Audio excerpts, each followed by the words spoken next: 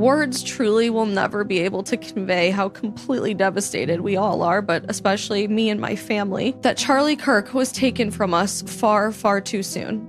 I had the honor and privilege of the last 8 years, not just knowing Charlie professionally, but more importantly, as a close friend and my most influential mentor. All of you guys know who Charlie is from what you saw on social media and on television. He was a fierce fighter with the strongest convictions. But what I want us to remember today is what most of you never saw, what God really blessed me with the opportunity to witness throughout this past decade of my life. And that was the Charlie Kirk who lived off screen. At the end of the day, Charlie was just a person. He was just a guy. He was the young man who loved Chicago Cubs games and went out of his way to watch them on his phone in green rooms all over the world. He was the person who spent years recording silly little videos backstage with my siblings at the endless political conferences we attended over the years, or laughed with my dad when he would drive him to the airport. He was the guy who would very friendly spar with me over TikTok's necessity to save the country.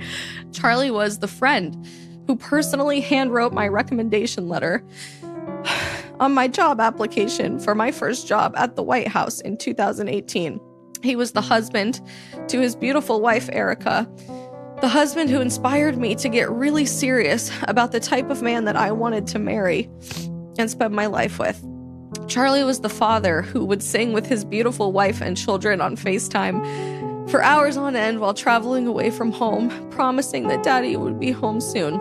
He was the enthusiastic big brother figure who last December spent an hour ignoring all of his fans while dressed to the nines in a tuxedo at Mar-a-Lago at a fundraiser to rattle off parenting advice in the most specific ways possible to my husband and I as we joyfully shared the news of our pregnancy with him. Charlie was and is the servant leader who sought wisdom from God above all else and deeply yearned for the closest relationship to Jesus Christ that he could foster. He was a fierce friend and a trusted confidant to all of us who knew him, and he humbly put others before himself wherever he could. But more than that, more than being humbly salt for society, Charlie was light to everyone. He was a shining beacon.